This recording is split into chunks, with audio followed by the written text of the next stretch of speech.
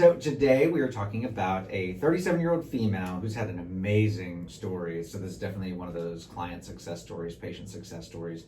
She's been our patient since 2022 and came to us pretty sick, quote unquote. I don't like calling people sick, but she was sick. She was sick. She was not herself. The person we see today is not who she was then. So she's been our patient. It's 2025 now, not quite August, but almost 3 years, and her life has been radically transformed. And the main point of this case study will be a little bit of spoiler. She's a Lyme patient that came to us thinking she was a Lyme patient, and she did have Lyme. But one of the things we've been promoting and putting out there is that Lyme is usually not the cause of your problem. It may be the reason you feel the way you feel, but it's not the root cause of the problem. It's your immune system that's broken and dysfunctional. And if you fix your immune system, then your immune system fixes Lyme, because there's no antibiotic to fix Lyme, except for acute Lyme. We're talking chronic Lyme. There's no great supplement for Lyme. And a lot of these Lyme practices just keep treating patients for years, saying like, oh, you're going to get a little bit better. And every year they get 5-10% better, and that's great and all, but we got her better a lot quicker than that. So yeah, she's been our patient for almost 3 years, but she's been, I don't want to say miraculous, but quite magically improved for quite a while. So Paige is going to lead us on this journey of this patient's story. Like I said, she's 37, so she was 34 at the time-ish. And so Paige, tell us her story of where she started and where she is now. Yeah, so, I remember she was one of my very first patients. Was she really? I didn't know that. Yes. That's kind of fun and scary.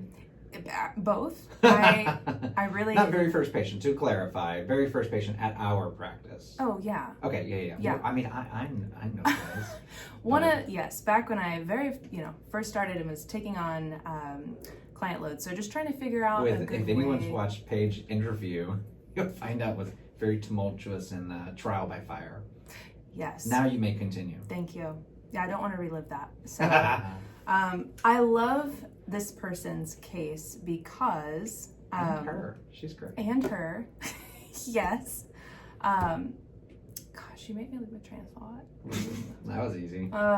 Anyways, I love her because being able to think back to things that I thought when I first met her versus now, and just kind of seeing, where we could have, shifted the perspective, but the actual treatment plan would have been the same. Does that make sense? Interesting. No, I like that. Yeah. So that was something that, she's so introspective.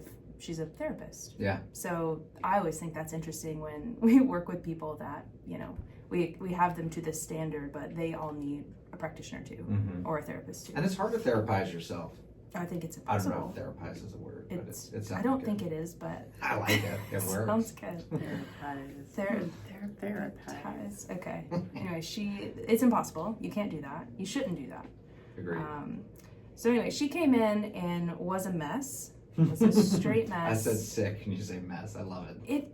It was just so many. She broke down. It was very emotional. You could tell that no one was taking her serious.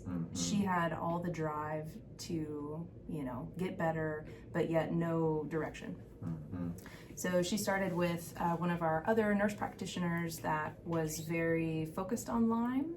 So they were kind of a good match for each other that first meeting.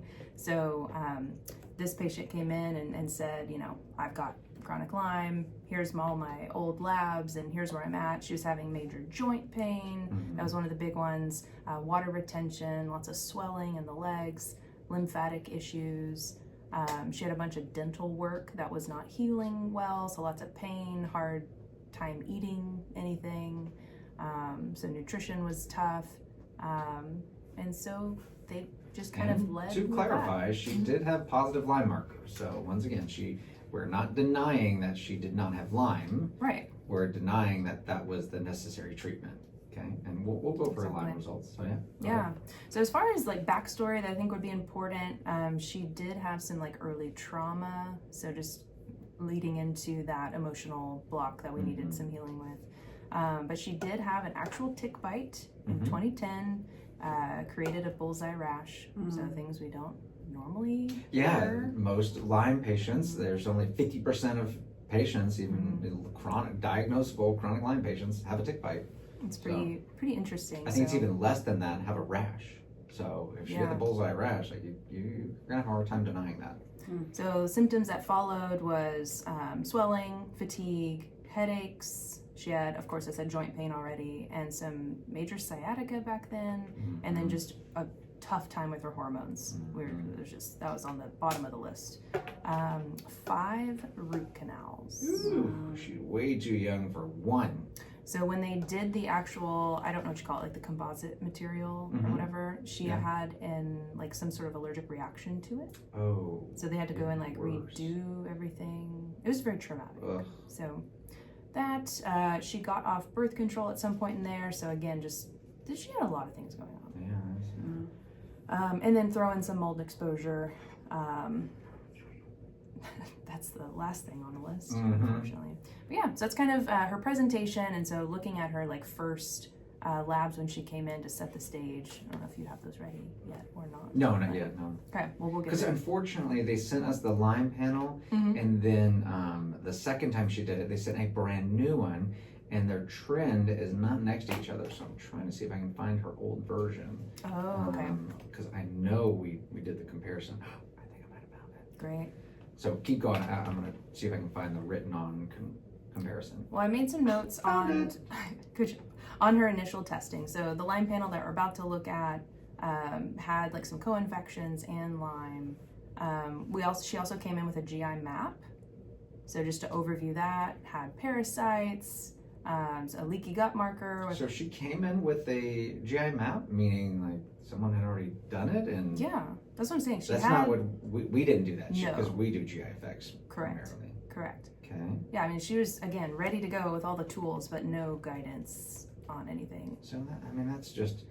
It's hard. I hate to disparage docs that are doing GI testing at all and not treating it, because okay, at least you're testing it, but man, you kind of give us a bad name when you test it and don't do anything, because then they think it's unfixable, or they think, oh, you took this probiotic and you're fixed. So okay, so do we remember, I don't want to disparage who she saw necessarily, but was it someone in Austin, or was it just, I don't remember. I don't think it was significant, okay, or anything, but she didn't do too much time on it? Yeah, Okay. I don't really remember.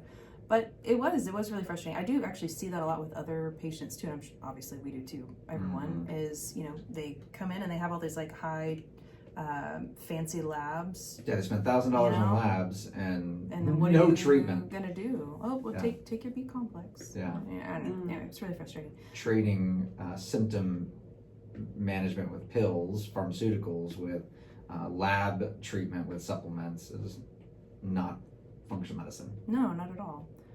So again, GI map definitely showed lots and lots of things we're working with. We've had, like I said, parasites. What were the parasites? Blastocystis. Okay, was she few, many? Not sure. That down. Okay. I have it right here though. And what was, she had some, so we have not really gone over, what was her symptoms? She had some interesting, you said joint pain, but did you say the whole lymphedema thing? Yeah, but that kind of flowed, ebbed and flowed. Pun intended. Anyway, didn't not flow. Didn't flow. Throughout treatment, as soon as we got started on actual gut treatment and things like that, that's when those symptoms really were giving her trouble. Okay, because I thought that was one of the main symptoms that she was plagued with before she came to us. Yes, just in general being swollen. But as far as... Just to put that in perspective, we've seen a lot of sick patients, and that was the first one where luckily we've seen the reversal now, so I know it's fully possible. But yeah, she was state puff marshmallow woman. She just swelled everywhere. It was impressively edematous, swollen. Legs were obviously the worst, gravity dependent, but weirdly swollen. And not really an autoimmune condition that I know of that fully explains that, but that's generally our rule, right? If conventional medicine doesn't have an answer for why you have what you have, it's probably an autoimmune condition. So did she have an autoimmune condition attacking her lymph channels or something? What the heck was it? Because she really struggled, and she's one of the ones that you recommended lymphatic drainage, right? Or she was already doing lymphatic drainage and she told us, how did that come up? Yeah, so she, again, had been messing with this on her own for quite a while. And so she started doing her own lymph drainage on herself after already seeing a professional. And the price just keeps going up. So yeah, it you've gets got to do it expensive. on yourself. Yep. But yeah, if she skipped a session on herself, that's it. Legs are up for the rest of the day. Very hard to walk, swollen in her shoes, the whole thing. And even just seeing pictures, you know, it's one thing when you hear people say that and you're like, okay, I get it. Swollen. You know, but seeing the pictures that she sent, I was like, holy cow. It's a different person. Yeah, completely different. And you can see it in her face. I mean, so that was up and down, trying to figure out, okay, this worked. Oh, you know, this didn't work, etc. But fast forward to this past year, she actually had surgery to remove those lipomas. But that's a different issue. The something in her foot or something, right? It was somewhat associated. So the swelling itself was obviously related to, well, whatever was triggering it, but those things were preventing it from draining as well. So she would swell but have a hard time shrinking because those things were there. They were growing. And we tried ozone in them and they did shrink, but they kept coming back. So she actually just got them removed, and everything's good. So Good. far. And foot surgery sucks. It's one of those things that I think God's got a sense of humor. The things we walk on all day long should be pretty tough and pretty insensitive. Man, the feet hurt. They just hurt. I think it's so strange. They're once so you start, tiny. yeah, right.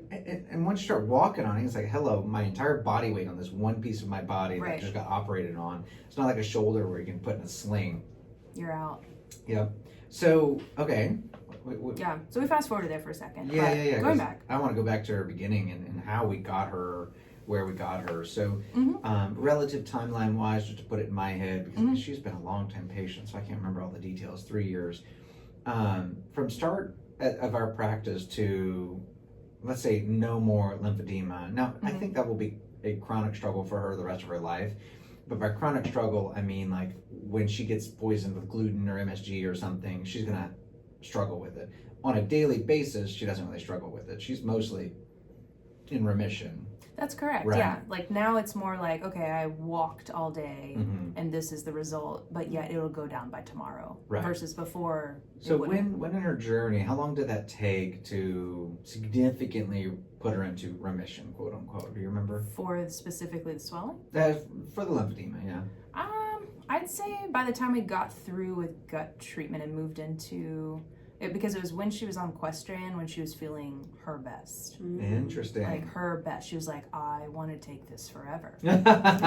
Speaking of what I'm drinking right now. Yeah. Amongst multiple other disgusting things. But that's why her story is so interesting, because we had such a high, and then once we moved into like chelation, things kind of went back down, and so we can talk about that. But okay, so how do you want to do this? You want to show her now that I have her Lyme panel shown up? You want to do that first? Yeah, let's look at where she started coming in. Okay.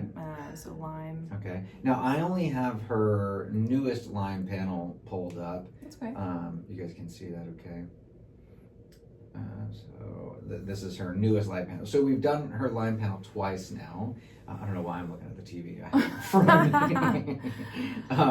So you can see that she does have some positive serology still. This is her number 2. This is her second time doing it. This is in 2024. And she started out as our patient in 2022. So her first one is in 2022. Unfortunately, Vibrant did not connect. That's who did this test, Vibrant Wellness. That's what we use for Lyme testing, because it's a very thorough panel. And so this is the method. Wow, I can't talk. The way this panel works is over 10 is considered moderate, over 20 is considered high. So when you see these positive serologies, it usually means it's at least in the moderate category. Her previous one, the positive serologies all were red, flagged red, which meant they were all high. All of those positive serologies were high. Now, unfortunately, when you pull up her number 2, they did not trend the 2 in the previous column. So where you see my handwriting is the actual legitimate result. We did not make this up. I'm just not going to pull up both and try to marry them. So here it is. And so basically anything over 10 is considered positive. So I didn't spend the time to write all the normal ones. So anything you see on there was previously abnormal, and just going down the thing. And so I guess one of the ways I interpret these Lyme panels is the more positive markers you have, the more Lyme you have, period. It's not just do I have it or not. It's a spectrum of how much of it do I have, and ideally getting to 0 would be the goal. And so you look at all of her markers, almost all of her markers completely got better. And I wrote down any of the ones that did not get better. That one, the IgM one, went from 6.7 to 6.9. So I wrote it down to show that not everything got better, but gosh, they don't go to 0. So as long as they're fluctuating under 10, I'd still consider that normal. But look at how many, if we circle them in red, look at how many significantly got better. Well, there's another one that technically got worse. And what I would blame that on would be the idea that your immune system is going to be hunting these things down, and then the one that's hiding in the corner took a little while to find, but now your immune system found it. Now it's reacting to it the way it should. That's what your immune system is supposed to do, is react to something, kill it, and once it's killed, then it's going to go away. So I believe if we repeated this Lyme panel again, I think we would continue to see improvement. There's also cross-reactivity, so that may have nothing to do with Borrelia, and maybe cross-reactive to corn that she ate or something. Actually, I don't think she eats corn, but anyway. And then you can see down here that the lab does all kinds of calculations based on certain criteria, like, okay, does she meet criteria for anything? And even their previous results said that she met criteria for positive Lyme, and now she does not. Now this Vibrant panel, the reason we like it is because it's so thorough. It just keeps going. Another one reversed, another one reversed, another one reversed, another one reversed. Like everywhere we go. And if I did not write the number down, it's because it was normal before. And just keep scrolling, because I think this is where people need to see this, that this is a true reversal. And of note, while I'm scrolling through all this, we did not treat her with Lyme, or we did not treat her for Lyme. Or with it. Or with it. We did. Now we're going to get to, here's another one. We did, this lab does start to test for very weird anaplasma. Like that's not really even a Lyme thing, but that's another weird anaplasma phagocytophilum. That sounds terrible. That's good. Luckily that reversed, because I don't even know what that is. And why did I write? Oh, the first time she did the panel, she didn't do the full thing, so everything below this line was new, and so we don't have any previous results on here. And then the Vibrant part, I don't like this. It starts to get into some of the virus testing. And I think anyone that's watching that wants to know about virus, like, let's save that for another podcast, the discussion on virus. But what I will say is most viruses cannot do chronic infection. They cannot. The only viruses that can do true chronic infection are DNA viruses.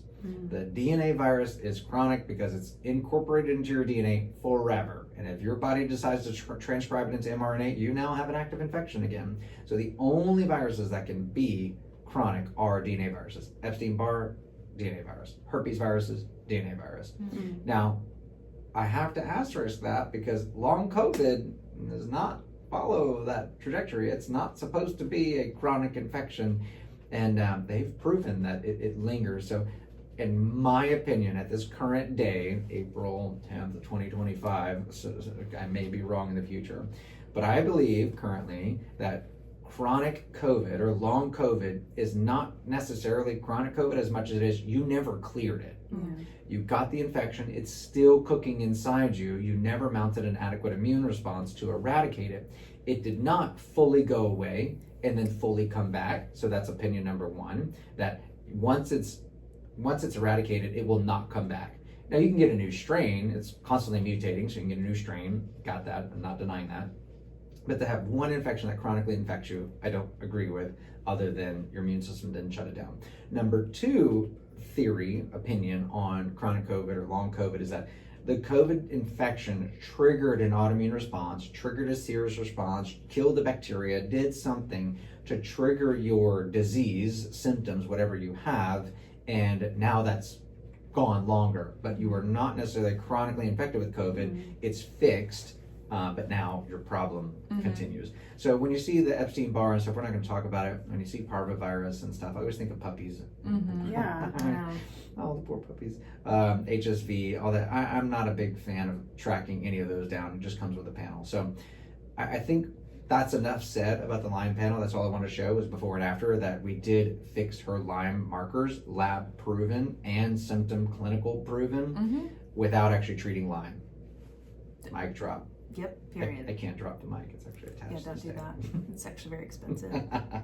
So continue with her story beyond Lyme, or tell us. I'd like to hear what we actually did, because I mean our treatment panel treatments are pretty similar across the board for many patients. Everyone gets their own unique version, but what did we actually do? Let's walk through her protocols and treatments and how she herxed or didn't herx. Oh, she did. Hurts quite a bit. Yes. So all the skeletons are the same for gut treatment. You gotta have support, peeling, and then what do we need to eradicate? If we do, what do we need to strengthen? So we created. And she was an extremely compliant patient, right? Oh. Like you tell her not to eat gluten, and she's like, done. Yeah. Never again. Very, very, very. She would take off. I want to say like 2 or 3. I want to say she actually stopped working for a little while. I'm pretty sure she did, yeah. Yeah, and so she was down. She was here getting IVs. She did ozone. She still does her ozone IVs. Still does it religiously. She doesn't want to know what it's like without those right now. So she feels better, but not really willing to risk without it. Pretty much. But yeah, we got her started on gut treatment. We did. There's just some really weird herx reactions that came up, and she's kind of like one of those patients that everything's the opposite. Oh, fun. Kind of. So I know we know what herx is, and I know most people watching this will probably know also, but back it up, make sure everyone knows when we say herx, what are we talking about? Herx, also known as the short version. Herxheimer reaction. We also call it Stupid doctors. Why do they have to name everything after themselves? I swear, my medical education would have been half as long if I just learned what the thing was called instead of what the freaking doctor that discovered it was called. They wanted to make sure. Soapbox. They're dead now. Who cares? Can we name it the real thing now? I'm not going to argue about this. Now, so it works. We're feeding into it. His family's getting royalties every time we say Herxheimer. I mean, it is a cool name. You got to at least give him credit. Like, Herxheimer kind of feels like a die-off reaction, just saying it. That's probably something had to do with it. You kind of got to spit in the process of saying the name. Do not do that. Herx. Herx. That's why we say herx. Okay, that's it. Right. We're done. We're done. Yeah, it is not pleasant. So it's bacteria kind of releasing toxins, and the body can't process it as easily. I always think of it like the door is open and there's a single file line. Not everyone's trying to like line up to go through the liver, but there's like a long line. So I love it when you guys come up with new metaphors I have never heard before. Great. Love it. Great. I Does like that make that. sense? That's total visual of like people just piling behind it. Yeah. Okay. So that's when I lead into, and you shouldn't drink alcohol during this because people piling up already. Yeah, and that's going to take priority. Otherwise, we'd be drunk for days. So thank you, Which body. would be cheap. Yes, but that's not the point. It would be cheap. Not everyone gets Herxheimer reactions. Correct. So what we try to do is prep your body well enough so you're able to handle what we're And about to put you Cerise through. calls it. What is she? What do you call it? You used it earlier in our recording. How do you prepare people mentally for Herxheimer? Oh, what do you do? I give them the worst case scenario, and I call it giving them the monster and hoping for a kitten. Like, I'm going to tell you Isn't that great? all the bad things that can happen, and you're going to sit here and be like, oh my gosh, this sounds awful. And then I'm going to tell you, but it could be a kitten. It could be nothing. And it might be lasagna. Yeah, but you just have to be prepared for the monster. Okay. I have literally never heard you say that. See, I get the benefit of being in both of you guys' consults. Yeah. So I need to make sure I trade information between you guys. Yeah. Interesting. Mm-hmm. Yeah, I usually just blame, like I say, that Oob's the bad guy, and he's going to say all the bad things, and I'm here to clean it up. See, she likes to be the nice guy. I'm not. Yeah. I get to be good cop with Cerise and bad cop with Paige. Good for you. There you go. Which one do you like the best? You know, I like the mixture. Interesting. Don't make him pick sides. I know, I kind of want to try I'm gonna try the other side. The dark side. See how I that don't want to goes. try your side. No, I'm you not don't. built for that. No, you don't. I was telling Cerise the other day, I put another new tissue box in my office. No, And I've she's still in her never purse. She's changed never changed hers. And this is The like, plastic is still Oh, like there's yeah. not even a Kleenex pulled out on her. I'm like, this is like my 7th one this month. Just kidding. It's not that bad. No. Anyways, yeah. So detox reactions. Hers were weird. She was having, again, the swelling in the legs. So we were kind of just tracking with that. We tried all kinds of different things. Like just the other PA that was here had some sort of drops that she was trying to use. Kind of helped, kind of didn't, not sure. She had great weeks, and then she had not great weeks. Isn't like horse chestnut one of the supplements for vascular edema and stuff people will try? That, burdock, But nothing really worked for her, right? No. It was drainage. You literally had to manually, Yeah. kind of, which now kind of makes sense with those lipoma thingies. in there. Yeah. But, we didn't know that at the time. Mm-hmm. Or didn't know that we needed them removed at the time. Yeah, we changed her diet. That was actually the easiest thing. We literally just said, this is what you need to eat. She said, okay, and she did it. Came in a couple of times with some adjustments on some swaps and things like that, but one of my easiest nutrition patients. She is an easy patient in general. which is Yeah, great. because she gets it. Yeah. She just, anyway, there's no, this is not an opinion piece. This is what do I need to do, and, I don't. Maybe I was distracted trying to get her Lyme panel ready, and one of the parts I don't know that we mentioned was like, didn't her case come on abruptly? Like, didn't her symptoms just come? Not necessarily thunderclap out of the sky, but wasn't it like one day totally fine, and then a month later totally not fine? Kind of. She kind of stated that ever since she was in her 20s, she hasn't really felt well. But you are correct. Like once the tick bite situation happened, it was kind of like, oh shit, okay, like this is real. it's just like a, what is it called? It keeps going, roller coaster or whatever. And she kept picking up new symptoms, and then on top of that, having all the dental issues. So she was on a bunch of antibiotics during that time, and it was just not a great setup. Yeah. Anyway, out of that, so the fact that we got her to feel any sort of better at all was she was like, oh, like, but got that trust in us and was like, okay, so she kept going. So then we went into her gut round number 2, and that's I think when she switched over to you. Was around that time. And then she really got better.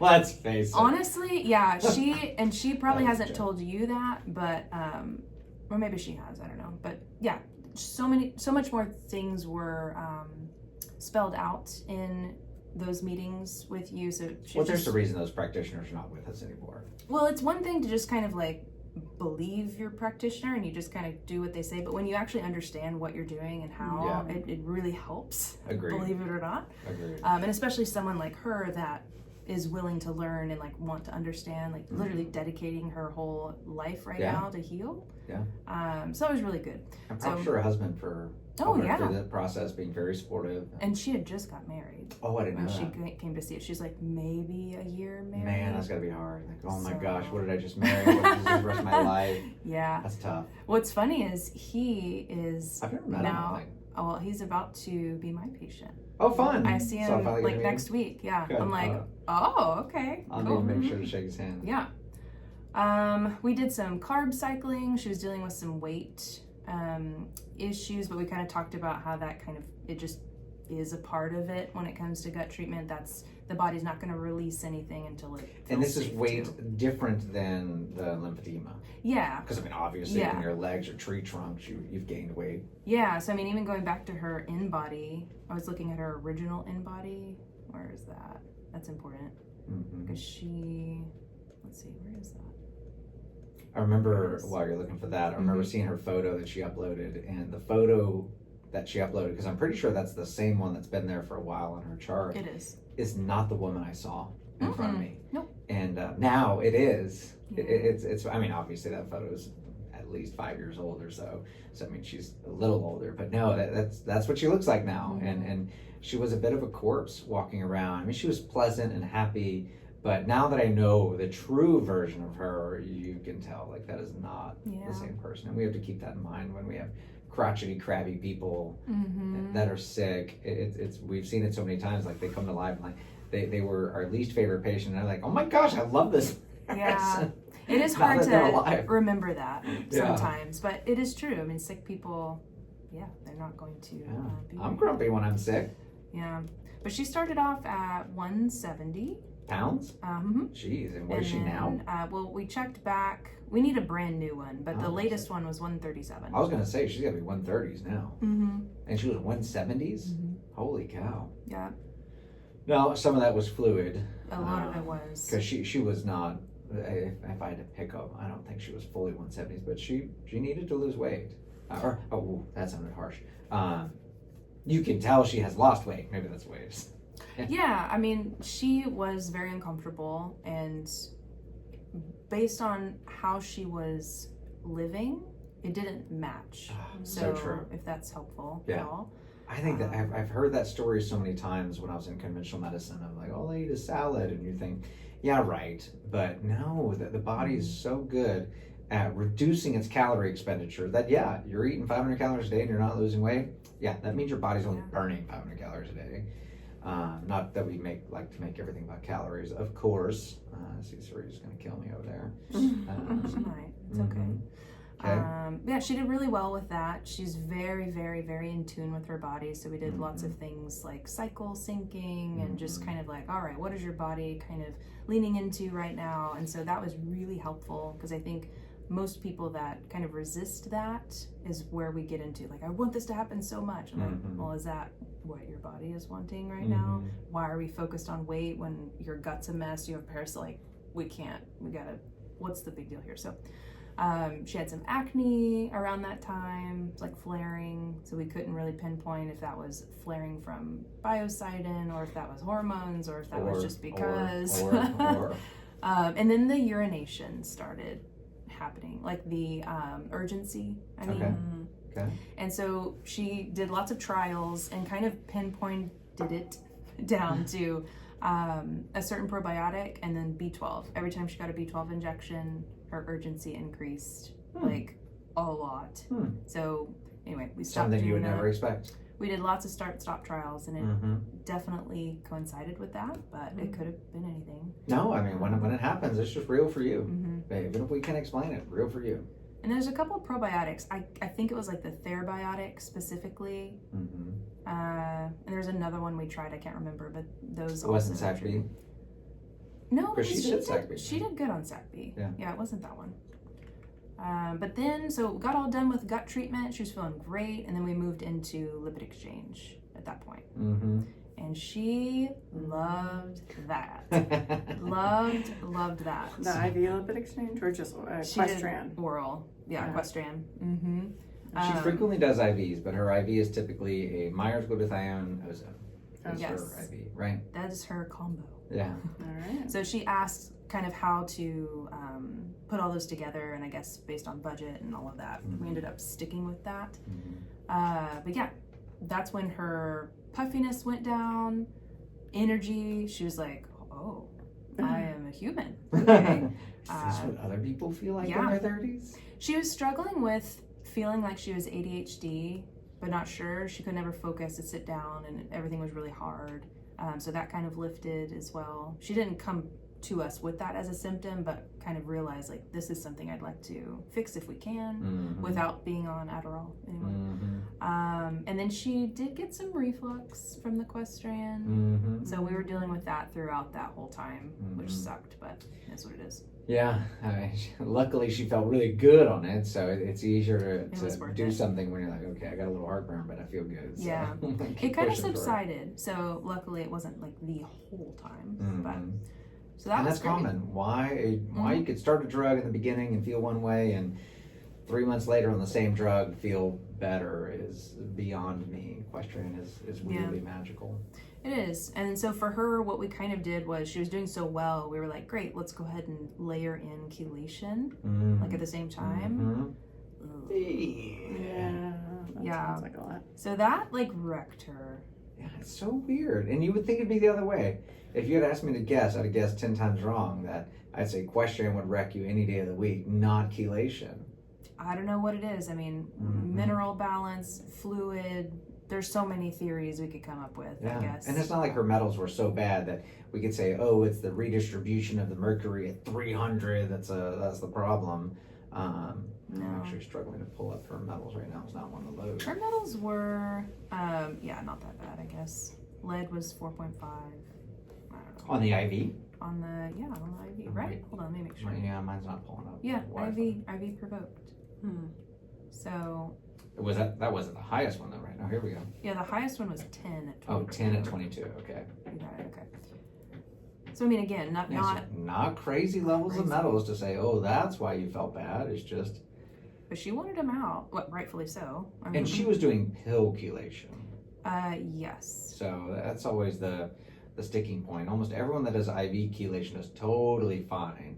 So pill chelation, not fine. And then her pill, well, that's the thing. When we did her pill challenge, I don't know, it wasn't impressive. But that was after, now, she might be one of those patients that before we started forcing the challenge, because it looks like we never did a pill challenge at all.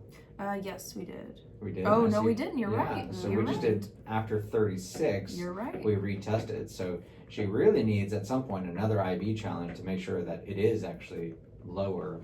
And the problem with the pill is, of course, that the 50% of the pill is absorbed. The other 50% stays in the gut and has gut side effects. But she was having more than gut side effects. It was like whole body side effects to the chelation. Oh, it was like messing with her kind of like neurologically.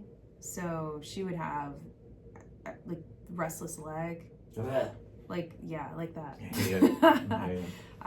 There's a few other just really weird symptoms that no matter what we did, but magnesium, hydration, whatever, nothing was working. Or if we did try something, it would trigger the urgency.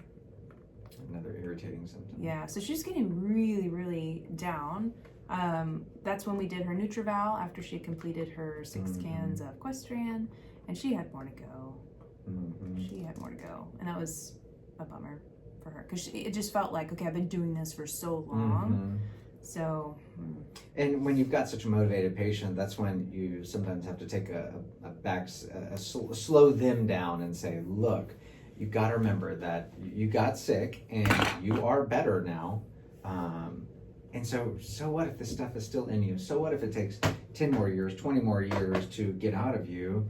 It's going to be done. So who cares? That was her mindset initially. I mean, she just needed that motivation each time. Yeah. But some of the other symptoms I had was her sleep. I did forget about that from the chelation. We went through medication after medication. Nothing worked. Right? Nothing worked. So she finally got finished with her chelation. Things started improving slowly, but then when we started Equestrian for round number 2, oh man, feeling good. Feeling good. She's back. Yeah, she's back. So she got her lipomas removed a couple weeks ago. The last time I met with her, she recovered. She's recovering just fine. A shout out to Dr. Shine John for doing that in Austin. One of my friends recommended him and had his surgery, and I keep recommending. He keeps doing a great job. She loved him. Yeah, no, literally nothing. Great experience. Yeah. So overall, I think the lingering issues are some nervous system stuff going on right now. She's about to move, trying to figure all that out. And I think it's affecting her more than she thinks it is. Yeah, she seems like the person that can really handle a lot of life thrown at her. But I don't think she realizes how much life thrown at her affects her. She can handle it, especially as a therapist. She can handle it. It's different. Your brain can handle things, but we forget about our body all the time. Like, your body still doesn't realize what is happening. Yeah. I know you figured it out, but so that is coming to light. She's, we did a Dutch test because we were looking at her cortisol just to see if that was an issue, and everything's fine. I mean, there are definitely things to work on, but there's nothing drastic. You mean she's not a perfect specimen yet? Correct. Oh. But you know what? We always have something we're going to work on. Not me. I'm done. Why are you drinking question? Yeah. Touche. All right. Yeah. So I did want to go through her NutriVal really quickly. Yeah. So I mean, but well, let me redefine that. Not her NutriVal, just our NutriVal timeline that we do. And so anyone that's watching this may not understand unless you go back and look at another NutriVal review. But basically, here's our timeline of detox, where to shortly say, people start over here and they finish over here, and the glutathione curve goes down then up before you finish, and the lipid peroxide curve goes up then down before you finish, and 8-OHDG goes up and down but spikes earlier than lipid peroxides and finishes earlier. So that's the brief synopsis.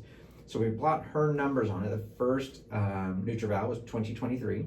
2023. Most recent one was July 2024. So we're probably going to get another one in 2025 at some point soon. Yep. And so, so our glutathione was 473. So you can see on the green line, glutathione, 400 is usually about the lowest we see. She was 473 the first time and 426 the second time. So the assumption is she's going down, which means she's on the left side of the curve, not going the other way. And then the confirmatory test is lipid peroxides, which went from 12.1, I'll put that over here, 12.1 up to 13.7. Yep. So that one went up also, or followed the trajectory of going forward also towards the spike. And then we look at 8-OHDG to see, okay, is that one spikes the earliest and falls the earliest. So is that one going up or is that one going down? And that determines where we're at in that. And so where 8-OHDG went from 9 down to 6. And I can see 4 down here, but maybe your 8-OHDG is a little slower. So suffice it to say that we're pretty right that she's in that spectrum on the lipid peroxides, that spectrum 8-OHDG, that spectrum glutathione. So she is in this area of her detox curve. She is not over here. She is not beyond the halfway point, but she's pretty darn close to the halfway point around here. Now that was July last year and it's April now. So let's just hope that her markers show that she's beyond that halfway point. And usually when people are getting to this area on the graph, they're pretty much done. They're done. So to your point, why am I still drinking my Questran? Because I want to be done. Dun, dun, dun. Okay. Okay. But then we also had mold exposure, so I guess I'm Dun. By the way, I was looking outside of my house yesterday. Laura and I were talking. We were trying to find the cats, wait for the cats, whatnot. And the people that did our front windows, I do not. I think because I did my Ermi recently, that was pretty bad. And I'm trying to be in denial about that is that bad. And I got to actually redo it 2 nights before the maids come tomorrow. And yeah, our front windows are all not looking like they're sealed. So I'm really wondering if that's our mold exposure. It's just these crappy job windows. So I put it back on my list because I got to find out who installed those windows, because if they're still in business, they're going to come and fix them, because this is unbelievable. The windows are not cheap. No. And we did those less than 10 years ago. And I want to say it was like $20,000 or something to do all those windows. So they will be doing something if that's the problem.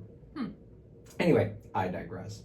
Anything else you want to add? Cerise, anything you want to ask? We got 2 minutes. We both have patients at, or no, I'm the only one that has a patient at 2:30. Yeah, what questions do you have for this lovely patient who's made a fantastic progress and is going to leave us for Georgia? I think she's going to keep seeing us in Georgia. Yep, she's going to keep seeing us virtually, and then she'll be in and out of Austin and she'll come see us. Yeah. That's what she says. That's cool. Why is she moving to Georgia? That's the only question. That's a longer story. It's a long story, but the shortest version is she's inheriting a house. Yeah. So she's redoing it, and yes. Making sure it's mold free. I was about to say, and Or mold reduced. Ermi. Yes. Oh yeah. Yes, they've been, yes. Their family has access to it right now, so she has access to it. Yep. I'd say primarily she was a mold patient all along with additional Lyme. I think that would be my synopsis. Was we didn't talk a lot about her mold, but that's what made her better in the detox. Well, yeah, just kind of going back to basics. We treat the terrain, not the Lyme infection, right? That's a symptom. So I think that's where we get lost.